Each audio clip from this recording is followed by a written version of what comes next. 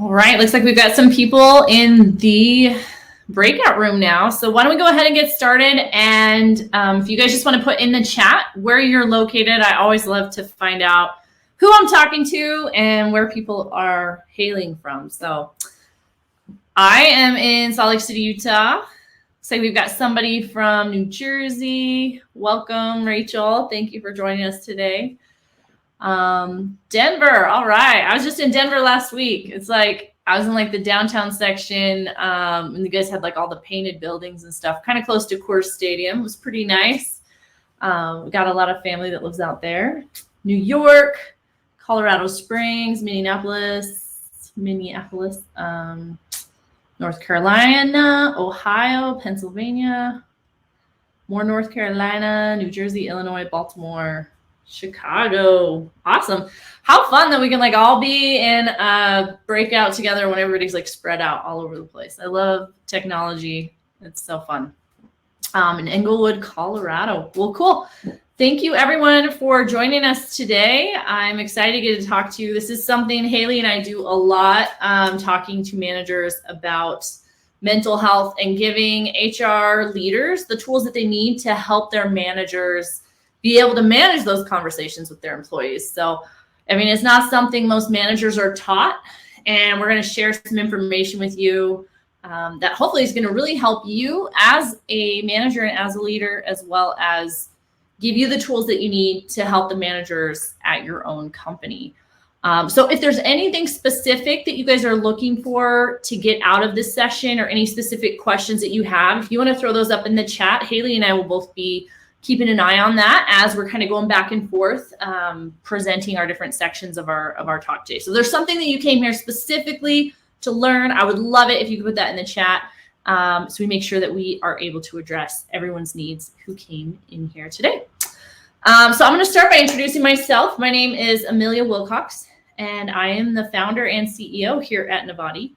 And Nivati is an employee mental health platform. So we provide therapy, and we provide kind of a comprehensive and holistic mental health solution with everything from financial wellness and coaching, which I know the last session was talking about, to, you know, registered dietitians that can help you with nutrition and just kind of look at mental health as, you know, there's just like so many things that go into it, right? So that's what we do here at Nivati. We work with organizations across 28 countries, and we speak and train a lot of managers in a lot of companies about mental health specifically. So that is my intro. Haeli, do you want to introduce yourself?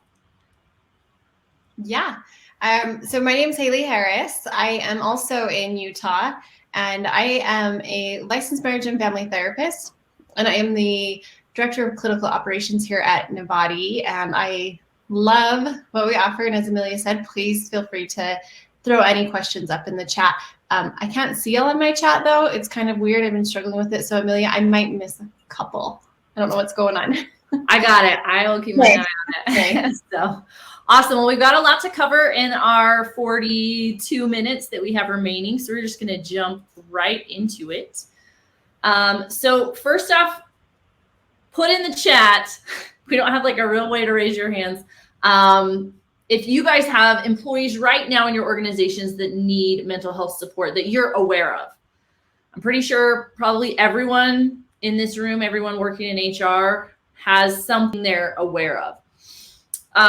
Awesome. Yeah, looks like pretty much everybody. So if you know someone who needs help, how many more people in your organization do you think need help that you actually don't know about? How many are there that you're actually not aware of? So I want you guys to just think about that for a minute, and think about what percentage of your team do you think is struggling with their mental health right now? And actually throw it in the chat what you guys think that percentage is, and whoever's closest will send you a t-shirt. So I'll follow up with you afterwards and get your address, and we'll mail you a t-shirt. Okay, so we got 65, we got 50, 35, 68, 75, 83, 75. Nobody said the actual number yet. 47. Okay, Tia, you are the closest. Tia Windhurst. So shoot me an email and I will send you a t-shirt. And here's my email in the chat. So the number is 41. It's 41% of employees that have diagnosable mental health conditions right now. So I'm going to come back to that in a minute. First, I want to tell you guys my own story. So that is me. My hair is a different color in that picture. But I was in a pretty bad car accident in 2015. And prior to that accident, I had no history of depression or anxiety. And so about a year into my recovery, I actually got diagnosed with depression. And that was a huge surprise to me because I had not had anything like that before. And in my mind, I had thought, you know, people who struggle with depression or anxiety, like, you know, they're sick and they require, you know, therapy and all these things. There's like stuff I had never looked at before. So when my neurologist told me that I was struggling with depression and prescribed me medication, I was devastated. I thought that I was broken. I felt all this shame. I didn't want people to know. I did not tell people in my family because I felt like, what is wrong with me? Like, why can I just not even feel happiness? That I need a medication to try and help me feel happy. For me, in my story, the medication was only temporary in my particular case, but sometimes it's permanent, and that is okay too.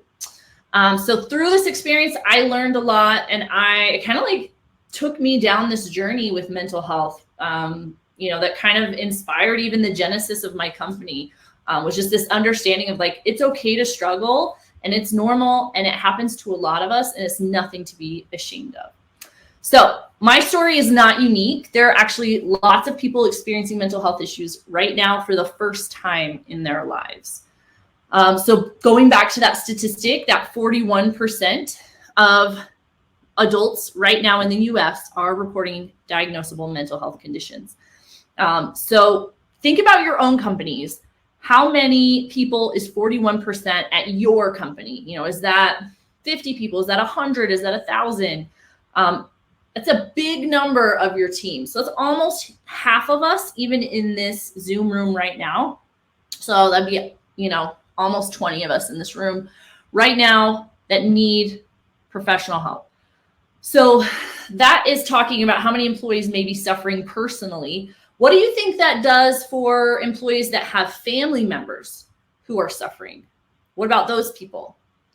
Does it affect an employee's work performance if they have a teen struggling with depression at home or a spouse who's struggling with anxiety? Absolutely it does. So right now, 41% of teens are suffering from depression, which is very high. There's a lot of problems around teen suicide and things like that right now. I actually have 2 teenagers, and one of my teenagers is in treatment right now. So what do you think that does to a family? What is that doing to your employee if they have a child who's struggling? Well, for us, I can tell you that means we have family therapy sessions every week. We have siblings who struggle because they're getting less attention. It makes the marriage challenging because you have less to give to each other because it's so taxing.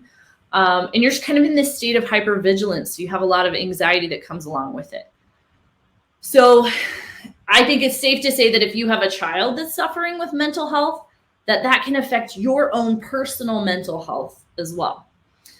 So going back to that statistic, if we have 41% of your employees at your organization that are struggling with their own mental health, and maybe another 5 to 10% struggling as a parent with a teen, that brings our total to around 50% of headcount. And so just think about what that number is for your own team.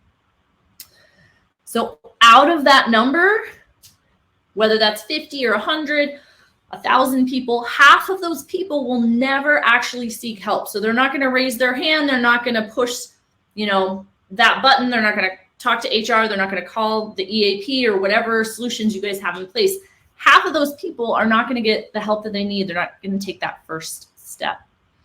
So why is that? That's what we're going to talk about next. So some of the things preventing employees who need help from getting the care that they need is structural barriers, things like cost, lack of availability. Even if you have awesome health insurance, maybe they can't pay for the deductible or even the copay. You know, maybe there's just not a lot of availability. That's a huge problem right now. If you want to get in with a good therapist, how many weeks out are they booking?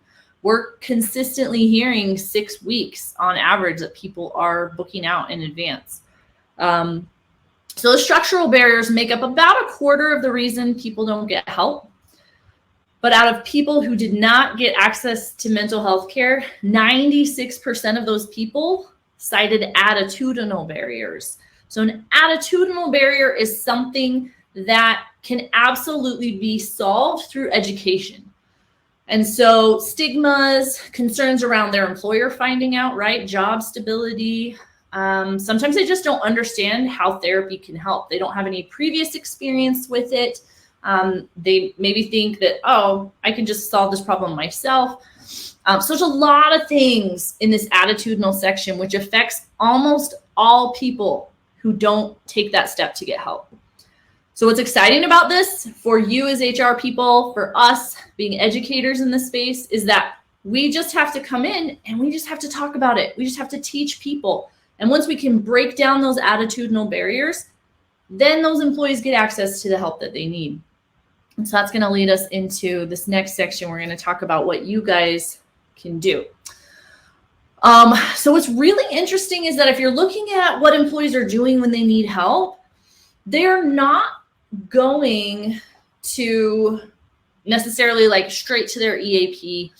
And they're really not even coming to HR. They're not coming to you guys. Where are they going? 35% of the time they're talking to a peer, someone else that they're working with. 21% of the time they're going to their supervisor. So these are those managers that we already talked about, how like they don't typically have a background or an education or any kind of training in how to handle mental health conversations with their team. So if 1 out of 5 employees who needs help is going to their direct supervisor, we need to make sure they have the tools that they need to respond appropriately, to get them the help that they need, to prevent the organization from being liable for saying the wrong thing. But it's super interesting that it's only 5% of employees actually go to HR. So out of all the people you guys know that may be struggling, there's so much more out there, at least 15% more out there, according to this study done by Paychex. So are your managers ready to have this conversation with your employees about mental health? Do you guys feel like they're ready? Probably if you're in here today, you're looking for tools. So we're going to talk about how you in HR can help prepare them to help your employees when that time comes. So this is a statistic that was put out by a study that Paychex did. 59% of employees that don't get the help they need, they don't do it because they believe that that puts their job at risk. They believe that if their manager knows, if HR knows that they're struggling with PTSD or bipolar, anxiety, depression, that they're going to lose their job. So how do we address that? How do we get employees to feel comfortable and open and able to be vulnerable and not feel that they're at risk for losing their job? So first and foremost, to reach more employees and to get them the help that they need, they have to feel that the workplace is safe. It's got to be a safe place for them to communicate with each other, to communicate with leadership, to ask for help. And now we're going to talk about how to create a safe space. So the first step in breaking down that stigma, creating that safe space, is really just to change the way we talk about mental health. Some good examples of this that I've seen other companies do, talking about mental health in team meetings, providing training and education for employees and managers that give them what they need around mental health, and to normalize it by encouraging sharing on teams, sharing from leadership, bringing outside speakers in, workshops. I mean, there are so many tools.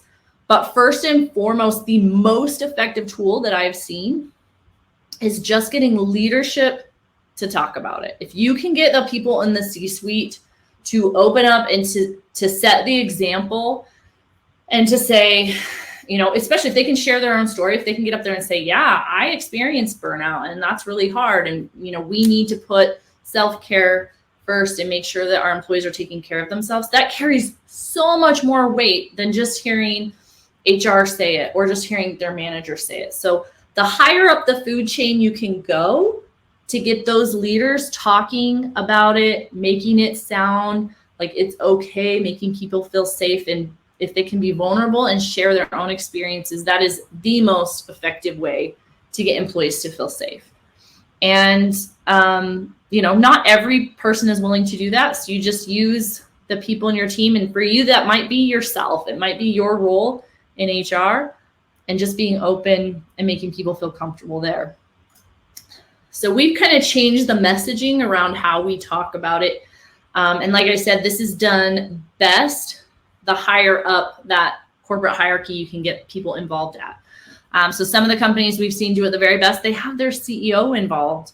The CEO is running roundtable discussions with any employees who want to come about mental health and sharing their struggles, setting their Slack status to, taking a mental health break. I actually just did that yesterday. I took a couple hours off in the morning, and I just said, I need a few hours just to kind of reset my mind. I set my Slack status to taking a mental health break, and my whole team gets to see that.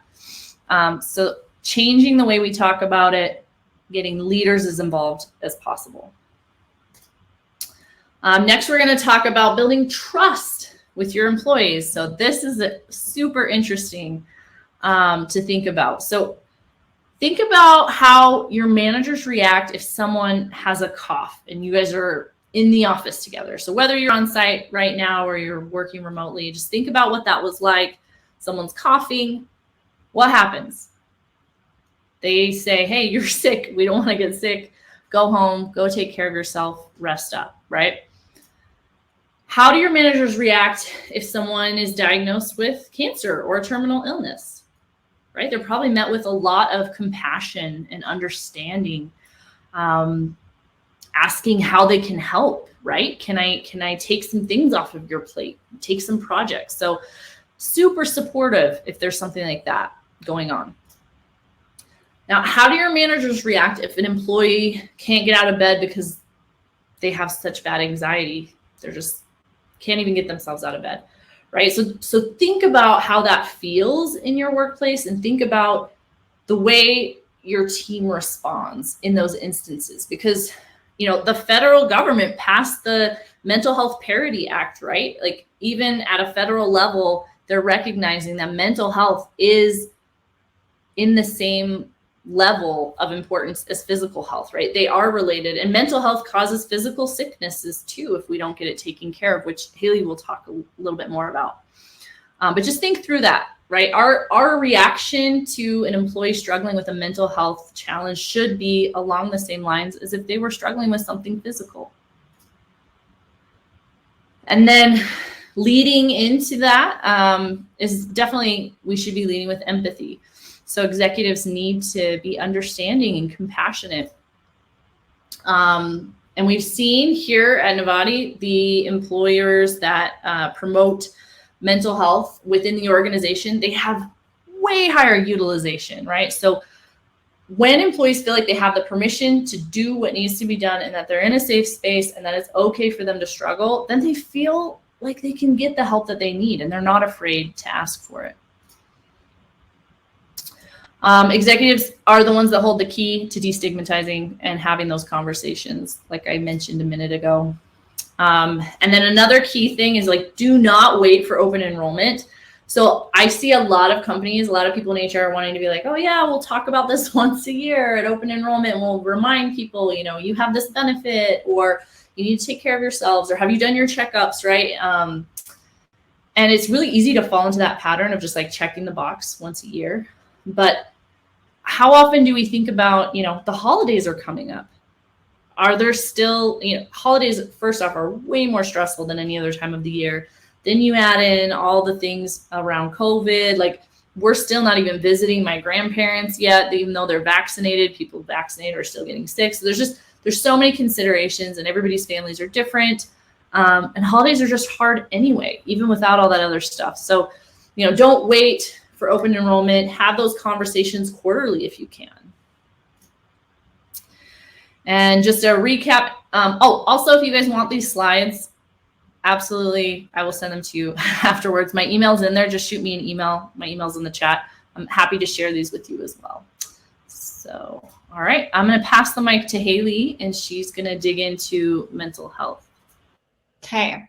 Thanks, Amelia. So Amelia was talking a lot about, mental health with our employees. And one of the keys in creating that space to talk about this and to be able to start addressing it, it really does help for you, HR, and the managers.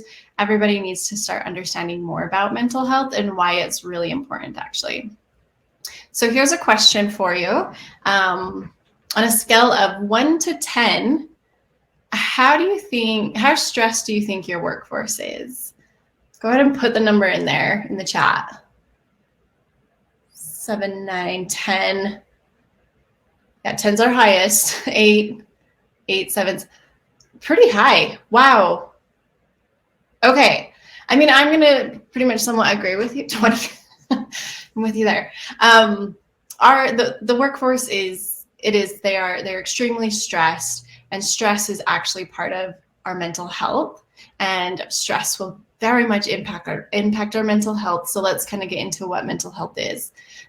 This definition from the World Health Organization of mental health is a state of well-being in which an individual realizes his or her own abilities, can cope with the normal stresses of life, can work productively, and is able to make a contribution to her community. A couple key things in here that I always like to point out is can cope with the normal stresses of life. So we have normal stressors. Every now and then we might have like a financial stress. We might have a medical stress. But definitely since 2020, most people's stress levels have increased, and that's been kind of their baseline, which if this is our new normal, this is a lot to adjust to. So that's one of the things I really like in this part, as well as can work productively, which is what we're talking about today. It is important to keep in mind, though, that you don't have to have a mental illness to experience burnout or stress or anxiety, hopelessness. You can still have periods where you feel these things and it really impacts you and it impacts your life, but you don't have that mental health diagnosis, which is more than fine to not have that. But what I want you guys to keep in mind is mental health really does impact every aspect of our life. So it affects our emotions, the way that we feel, and how we manage those feelings. That's usually what most people think with mental health. And then they think of their thoughts. It impacts the way we think and what we do with those thoughts. But then we're going to go even further, and it impacts our behaviors. It changes how we react to not just what's inside of us, but what's outside of us too. And then it's also going to be directly correlated to physical diseases and our overall physical health. So we know that when people are struggling with their mental health, it costs them in so many different ways. No, you are good, Amelia. You are good. Because then what we're seeing is that when people are struggling with their mental health, it actually is more expensive. It shows here that mental health disorders are actually the highest costly, I should say, the most costly health disorders out there. It is above cardiovascular disease. I was pretty shocked by that one, to be honest. It's higher than diabetes, cancer. And if you notice, a lot of those causes come from stress, exhaustion, and burnout. And all of you said your work team is experiencing those high levels. So your work team is experiencing those high levels. So we know that it's affecting their mental health. And what does that mean for you in the workplace? That means, if you want to switch that slide, yeah. People that are struggling with mental health, they struggle a lot more in work. They have a harder time concentrating. They're less focused on their tasks. There's a lot more room for error because they're not paying attention to those little parts. A lot of people with mental health, I think many of you probably have experienced this yourself. There can be sleep disturbances, which then will affect them maybe not getting work done. Their productivity levels are lower, make more mistakes. And then again, it goes back to the health part.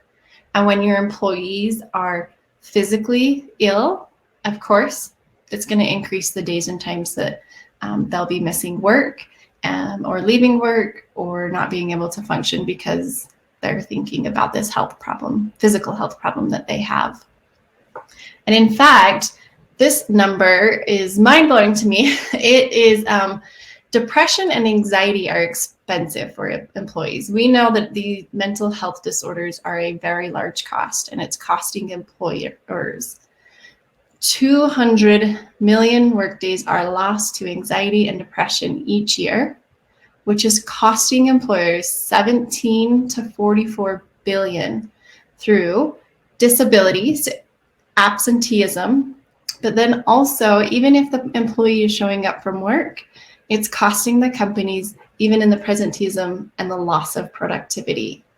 So when thinking about mental health and the way it impacts the workplace, and if we're going to start talking about it, we need to start understanding it more ourselves, and our managers need to be understanding it a little bit more.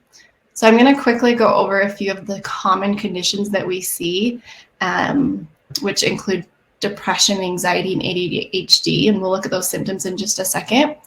But mental health issues, it also can include things like substance abuse, suicidal ideation, relationship distress, domestic violence. And that's part of the parts where we said you don't have to have a mental health disorder to have mental health problems.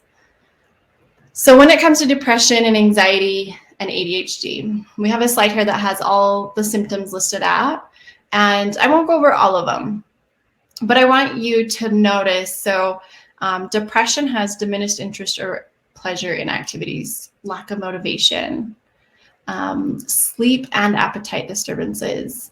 There's also sleep disturbances in anxiety. And then there can also be an ADHD. It's not a qualifier for the diagnosis, but we do see that with ADHD as well, sleep disturbances. All of those right there are going to affect your employees' abilities at work. Also in depression, we have the diminished ability to think or concentrate. And then if we look over at anxiety, difficulty concentrating. These two are the top disorders in the US. So right there, we know that employees are struggling with these things. With ADHD, this number is continuing to grow. I am seeing it diagnosed more and more in adults lately. Lack of attention to detail. Seems to listen when spoken to directly, fails to follow through on tasks, difficulty organizing tasks. And a lot of adults do have ADHD that they're not aware of it usually. They're just really struggling with some of these symptoms. And then they get really frustrated, usually leading to depression. And then we start seeing that show up, those problems show up in the work. So I just want you guys to be really aware of these, and then having our managers also be aware so that then you guys can support your managers, which Amelia is going to talk about how you can do that now. Awesome. Thanks, Haeli. And yeah, again, if you guys want the slides, you can shoot me an email. I'm happy to send those to you. That has all the symptoms and things, signs and symptoms listed out. So let's talk a little bit about managers. So A-type managers, rule number one, don't try to solve the problem for them.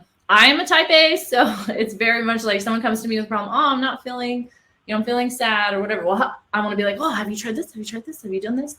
And try to solve the problem for them. So we want to make sure we're not solving the problem. We're listening, we're validating.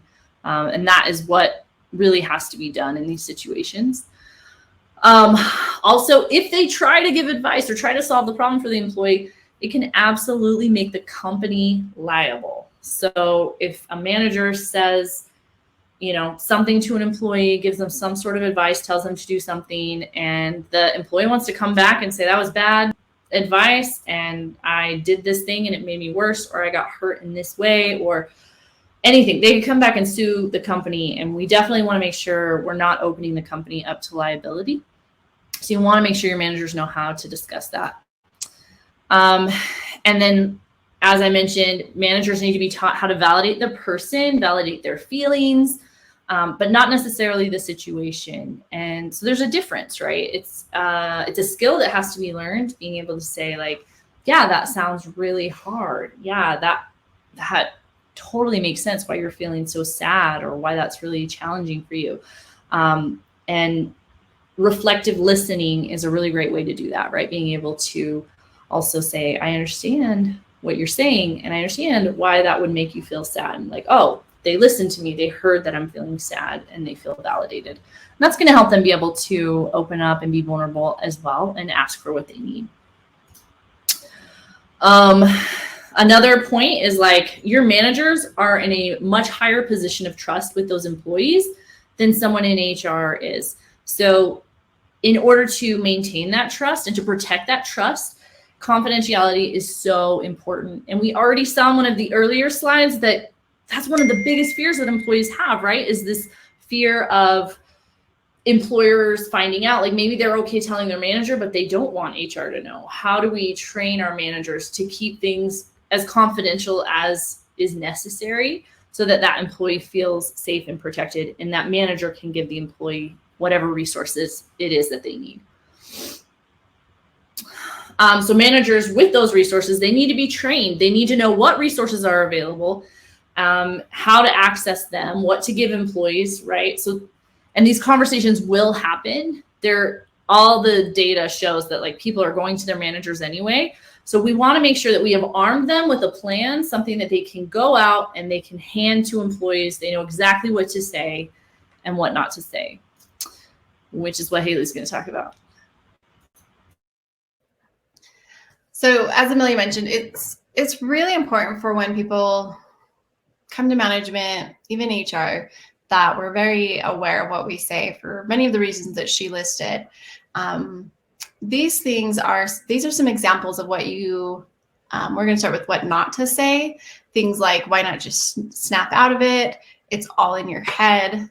Look at the bright side. Sometimes, the positive vibes, which yes, that can be positive, but let's also acknowledge there's negative vibes too.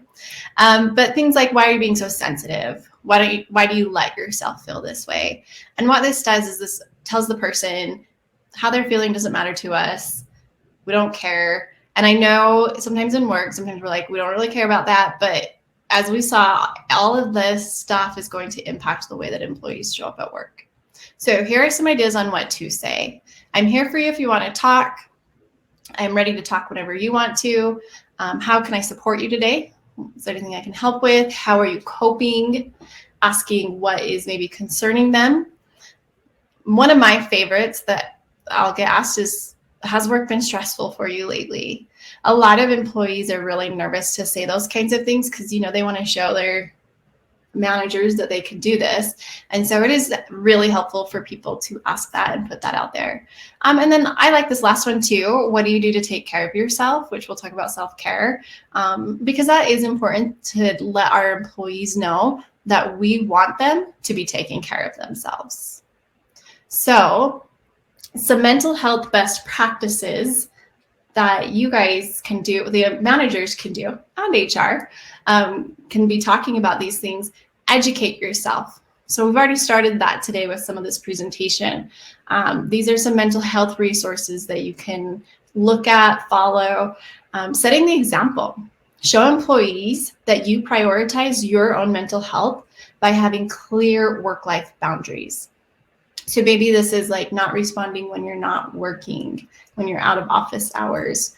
And that is very helpful. And your teams and the managers' teams need to see that. A fun one too can be in establishing a meditation time for the team. This can be done in person or it can be done virtually. And I actually just led a team meditation yesterday, and really those are my favorites to do. And the employees, we always hear such great feedback that the employees really need those, and it's really helpful. And then ask employees how they're doing truly. It's not a one-on-one where you just kind of discuss work and that's it. You can also have the discussions that we mentioned earlier. Has work been stressful for you? It's really helpful for managers to have these one-on-one sessions as often as possible. So here, that's some of the best mental health practices, but let's go into talking about some tools that help support mental health, that you can also start encouraging employees and having managers help employees as well. First, though, there's this statistic that 42% of employees feel they are not doing enough to manage their stress. What the statistic that I think is kind of crazy is underneath it. That's up 9% from last year. And you guys all put, I think, above sevens. Maybe there was a 6. I think it's all been up above sevens that your employees are stressed. Almost half of them aren't doing anything to manage that stress. So here are some ideas of things that we can help our employees do and start talking about. A really important helpful tool for mental health disorders is building a community. As a therapist, my first session, I find a way to find out what is this client's support system, because that is very important for a person's mental health. When they build a community, they're going to feel less isolated. It's going to increase feeling like they have support.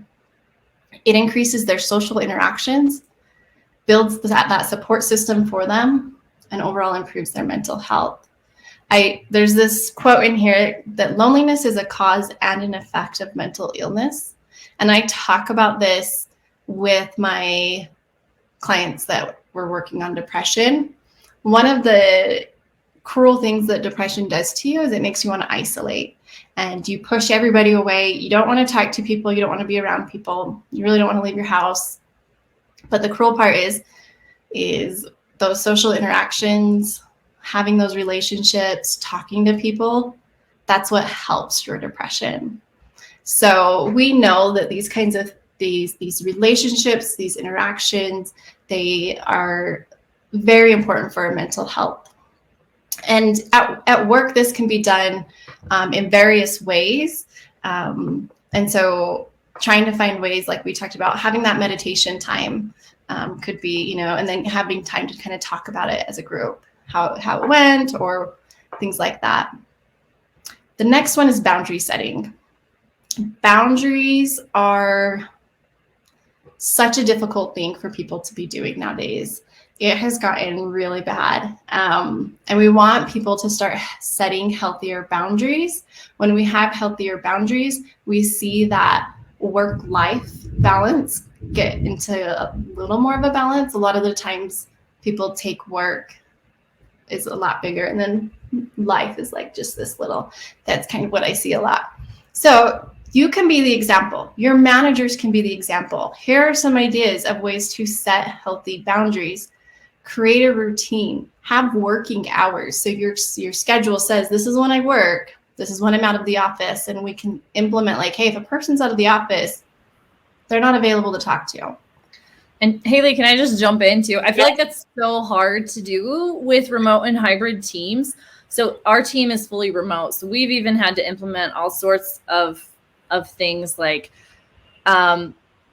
people, first off, if they can like set their Slack status to a way, it makes it easier for people to know like not to Slack them. But then I had to realize, like, as the CEO, like even like people feel like they have to respond to me, even if it's outside of the boundaries they have set. So like also understanding like the optics of the person that is reaching out for information as well. And like putting the responsibility maybe on some of the like higher level employees to know that like even if an employee has set a boundary, they may break that boundary if they feel like they need to, because it's coming like from the top or something like that.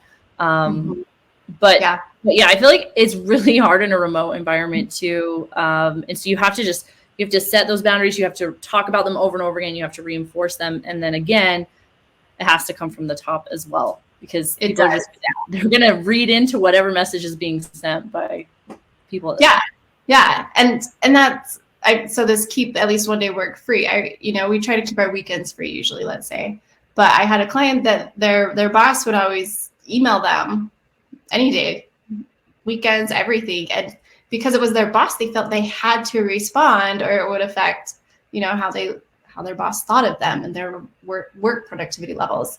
So it's important for the managers, the CEO to be aware of the boundaries that they're setting and the boundaries that they're being that example for. Have at least one day work free. Don't respond to the Slacks. I know it's so easy to respond to the Slacks or the emails because it's just right there on your phone, but take a day off, turn everything off. Have a commute if you do work from home. If it could just be like a walk, or sometimes, not all the time, but sometimes I have a little yoga space. I'll do a little meditation before I go and do my other life besides work. So having that can be really helpful. The younger generations, I found this really interesting, actually. I'm having a little, it's kind of small for me, but the younger generations, they are actually taking boundaries more seriously. So they are taking more time away from social media, actually. They are reading the news less, and they are taking more breaks than the other generations ahead of them. So we are seeing that we're starting to see that, like, hey, mental health's an issue, and we need to set healthier boundaries to help with this from this younger generation coming in.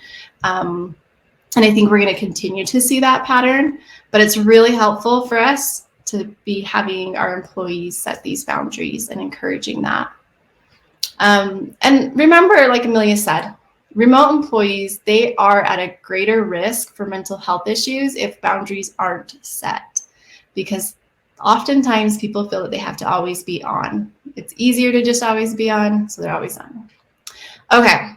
Let's go into, we've got a couple more tools for self-care. So encouraging our employees to take care of themselves, being an example, and you taking care of yourself as well. Thinking of self-care as a whole being, so our diet, exercise, our sleep, the boundaries, and also doing things that you love and enjoy. I think, and then also self-care, a healthy support system. So that community is also part of taking care of yourself. The last thing I want to talk about that is really helpful tool, my favorite, of course, is mindfulness, which I think is the next slide. There we go. Okay. I always encourage mindfulness with the Nivati team, all my clients, my children, everybody that knows me, because mindfulness is actually a therapeutic technique that we use in evidence-based practices. So we use it in therapy. It's acknowledging your feelings, thoughts, the body sensations in that present moment. A couple of different ways for mindfulness practices. Mindfulness exercises, like I'll have my clients use their 5 senses, just focus on what you're feeling, seeing, paying attention to the breath, doing different breathing activities, just a straight meditation, and even yoga poses. I'm also a yoga teacher, and the reason I actually do love yoga so much is because it pulls in this mindfulness piece. And research does find that when people are practicing mindfulness, can you go back to that last one real quick? Sorry. If not, it's okay. That it has a positive impact on their mental health, reduces symptoms of depression and anxiety, and overall they have better health behaviors. So do we have time, Amelia, to do a quick mindful moment? Yeah, let's do just a solid 30 seconds breathing, like a box breathing exercise or something like that, for just like twice. Okay, sounds good. So go ahead and close your eyes and just focus on your breath, just noticing it come in your body and leave your body. And then I will guide you through the box breathing. I'll count us through. We'll breathe in for 4, hold at the top for 4, breathe out for 4, and hold at the bottom for 4. And we'll do this just 2 times through. Take a nice deep breath out and breathe in, 2, 3, 4. Hold, 2, 3, 4. Breathe out, 2, 3, 4. Hold, 2, 3, 4. Breathe in, 2, 3, 4. Hold, 2, 3, 4. Breathe out, 2, 3, 4. Hold, 2, 3, 4. And then just focus again on your breath and just take notice how your body, your mind, how things are feeling. And you can go ahead and open your eyes. Thank you, Haeli. And yeah, we just want to give you guys a quick taste of like how that feels to be in your body, and that it can literally take as little as a few seconds and can be done in the middle of the workday, between meetings, like just getting our teams to understand that and start to integrate just little breaks and become mindful about their bodies really helps reduce anxiety. So here's just a handful of resources that are totally free and available to anyone. These are really good tools to just have in your manager's kind of handbook of like, oh, if somebody's struggling with something, here are like federally funded support lines that can help with the different areas of life. And then Haeli and I also, we have a manager training handbook. So there's actually like it's a downloadable PDF. I want to say it's like 12 pages long, and it has all of the information that you can literally just hand it to your managers, and it has all of these tools and things like that in there. And so if you guys are interested in that, we are happy to share that with you. Shoot me an email.